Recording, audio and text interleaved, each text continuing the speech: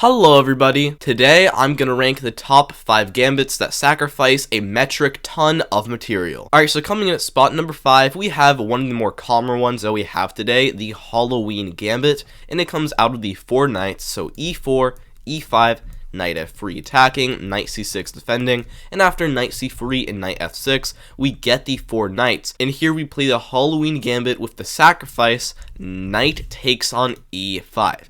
Completely sacrificing a piece, and you'll see the engine does not like it that much either. However, when you're playing an actual human being, this is very powerful. The idea is that after black captures, we're going to play pawn to d4. We're going to get a very large center, and after the knight moves back, we're going to push it again, e5. We're attacking the knight, and we're actually controlling all the squares that it can move to, meaning that it's going to have to drop all the way back to g8, which is already very sad. And here you can play in a variety of ways, but the one that I really like is the aggressive move queen to f3. And the engine does say that black can get an advantage here, but you would have to play a move like pawn to d5. This is the engine's top choice, but is any human being really going to play that? The idea is that after we capture with the queen, they don't even capture back immediately, they just play bishop to e7, and by sacrificing that one pawn, now our attacking ideas don't really work as well. But what is way more common is for people to play a simply normal pawn to d6, just trying to chip away at our center, but now we play bishop to c4. Checkmate is threatened on f7.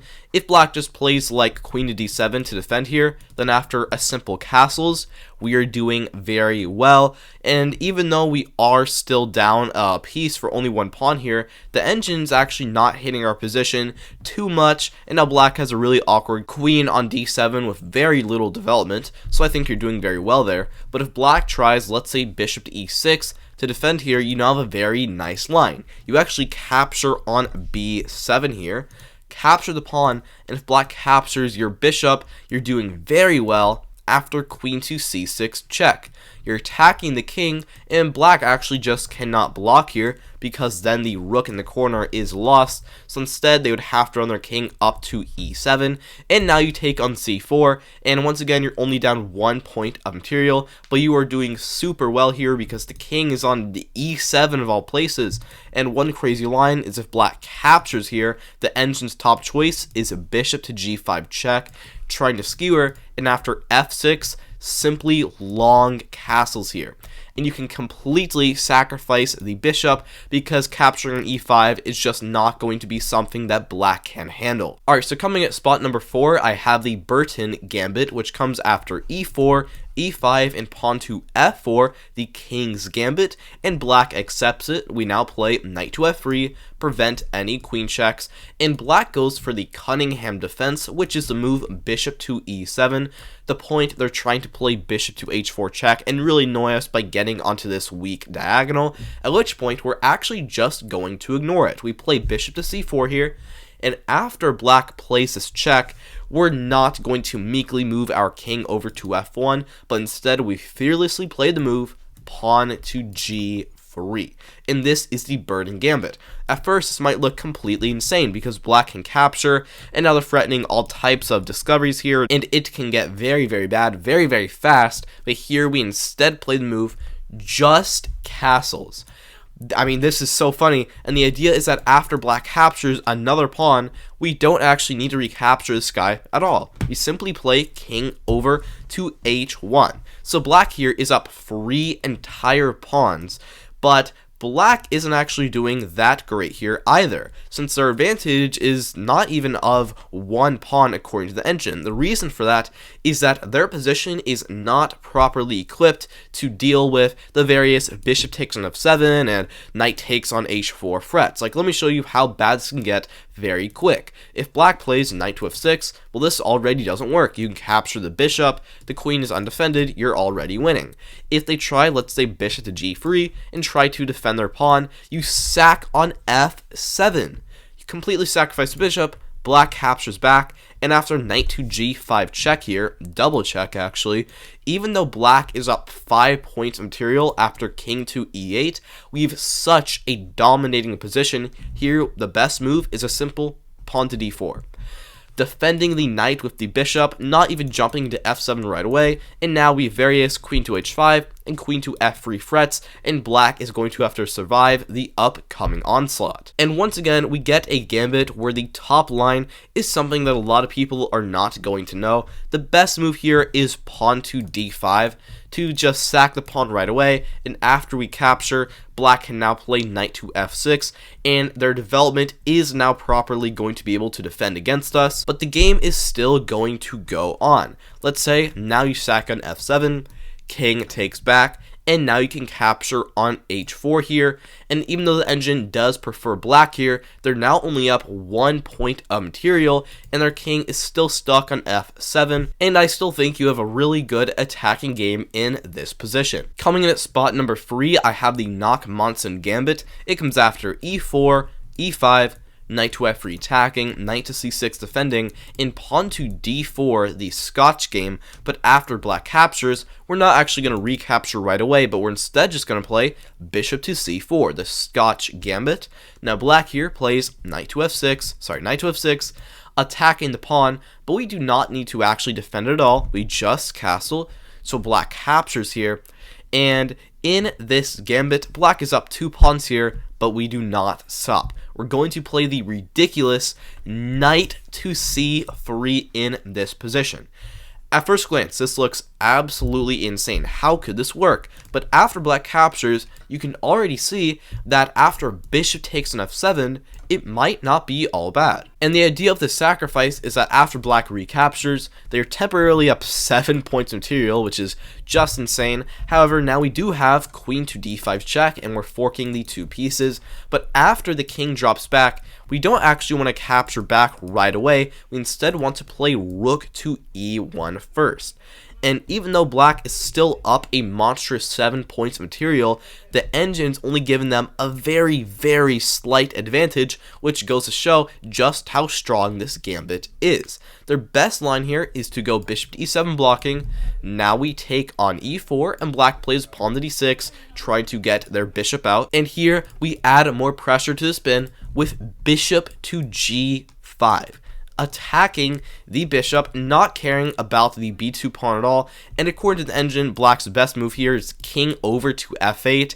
Like, anybody's going to play that, but let's say they captured the pawn on b2. Once again, we do not care, we just move the other rook over. Now we have a really strong battery here on this bishop. Black will likely play rook over to f8, at which point you have a genius line here. You capture on e7 with the bishop, black recaptures, and you simply go ahead and wins pawn with queen b5 check, c6, and captures. And even though you are still down 4 points of material here, a pawn and an entire piece, the game is equal. Because, I mean, this is just way, way, way too strong. Black cannot defend against this. If they play like rook up to f7 trying to defend, immediately knight to g5, and we are already winning. Coming in at spot number 2, I have the Traxler Gambit, which comes after e4, e5, knight to f3 attacking, knight to c6 defending, and after bishop to c4, the Italian game, we're going to go knight to f6 here, the 2 knights defense, and white actually tries to fried liver us with knight to g5, the fried liver being this opening where white tries to attack on f7 with the knight and bishop, but here we unleash an insane counter gambit with bishop to c5, and this is the Traxler Counterattack. And the idea of this move is that white is completely free to take on f7. Let's say they take with the knight. They fork our rook and queen. Here, we don't care about the fork. We unleash another sacrifice. Bishop takes on f2.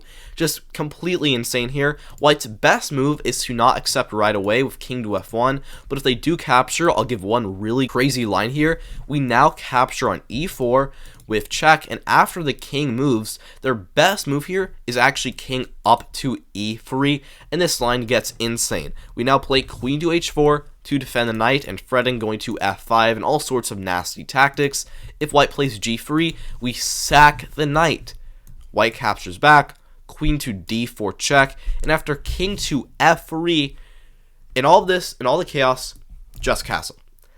And yeah, it's completely insane. The king is on f3 of all places, and even though we are castling right into this, white really does not have that much here, and you actually have a fantastic game ahead of you. But what's even crazier is if they do not accept the bishop right away, instead play king over to f1. Now we have queen to e7 here because we have to get out of this very nasty fork, so we move. White captures a rook. We're literally down an entire rook here, and we don't stop there. We sacrifice another pawn with d5 now. They cannot capture the bishop because then bishop to g4 and the queen is trapped. So that does not really work for white there. Instead, they're probably going to capture with their e-pawn, and now we have just knight d4. Just get the piece into the game, and I mean, this is activity over material over literally everything else. And let's say white here just plays pawn to c3, just a very normal move. This is actually the most common move, just attacking the knight. We now go bishop to g4, attack the queen, and after this check, we just block. We just block with knight to d7, and white is still up 6 points of material, and 2 of our pieces are hanging. But it doesn't work at all, because let's say they capture, now we play queen to f6, and this discovery attack we're going to have is just way too strong. If they capture again, simply queen up to f4 here. White is up 10 points of material, and yet they cannot do anything, and they are completely lost. And coming in at the number 1 spot, I have the Quadruple Muzio Gambit. So it comes after e4, e5, and f4. We get the King's Gambit once again. Black captures, and we now play knight to f3. In black plays pawn to g5. This is the main line here, trying to hang on to the pawn and potentially push up to g4. And we actually let black do that. We just develop bishop to c4.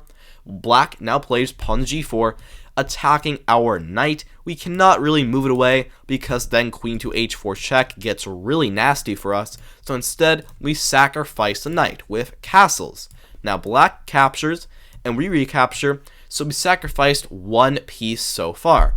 Now, we're threatening to go queen takes f4, and then queen takes f7, and yeah, we're just completely crushing there. So black's best move is queen to f6, the Seret defense, trying to say that if we just capture, then black can queen trade, and a lot of our steam goes right out of the window here. So instead, we sacrifice a second pawn. Or sorry, we sacrifice a second piece, this one being the pawn. So, we've now sacrificed 2 things, now we sacrifice a third with bishop takes f7. King recaptures, and now we sacrifice a 4th piece with pawn to d4. It just gets crazier and crazier. So, black recaptures, and now we block this check with bishop to e3, and this is the position. First off, black can't capture, queen takes a3, there is a pin here, so that doesn't really work.